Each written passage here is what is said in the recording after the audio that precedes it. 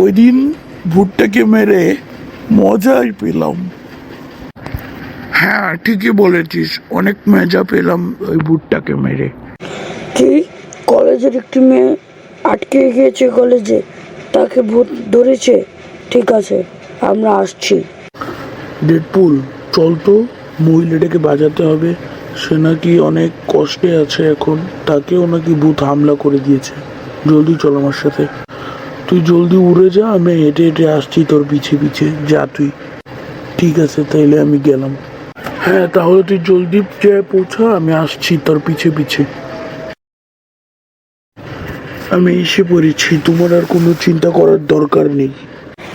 হ্যাঁ iron man, তুমি তো এখন এসে পড়েছো, আমার তো আর কোনো চিন্তা করার দরকার নেই। এত কথা বাদ, তুমি আগে বলো ভূতটা কোথায়? ওখানে। হি হি হ হ হ। ওই দিন আমাকে মারিসনি তুই, ওই দিন তো আমি নিজেই উড়ে গিয়েছিলাম। আজকে তোকে আমি ছাড়বো না। হি হি। ঠিক আছে, আজকেও দেখা যাক কে হারে আর কে জিতে। ডেডপুল, এসে পড়ো। হ্যাঁ, আমি আসছি। এই যে আমি এসে পড়েছি।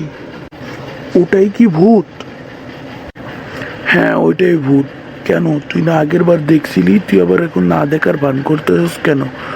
ওকে আগে মারো, আমাদের দিকে তেড়ে আসছে। হিয়া, পাওয়ার খা। তুই আবার আমাকে পাওয়ার মেরেছিস, এবার তোকে না, তোর বন্ধু ডেডপুলকে মারবো। তারা তুই।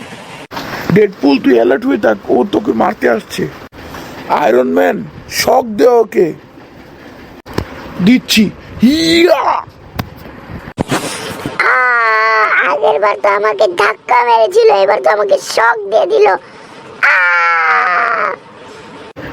হ্যাঁ, তাহলে চলো আমরা আবার বাসায় চলে যাই। হ্যাঁ ডেডপুল, চলো বাসায়। বাসায় আবার অনেক কাম আছে। মেয়ে, তুমি বাসায় চলে যাও, পরে আবার দেখা হবে। আবার কোনো সমস্যা হলে আমাকে কল করবে। আর এত রাতে তুমি এই কলেজে কি করছিলে? আরে ওই যে স্যার, আমি টয়লেটে গেছিলাম, দারোয়ান আমাকে না দেখে মেন গেট বন্ধ করে দিয়েছিল, এই কারণে আমি এদিকে ফেসে গিয়েছি। স্যার, আপনি ভিতরে কিভাবে ঢুকলেন? আরে পাগল, আমি তো উঠতে পারি, আমি ছাদ দিয়ে ঢুকেছি।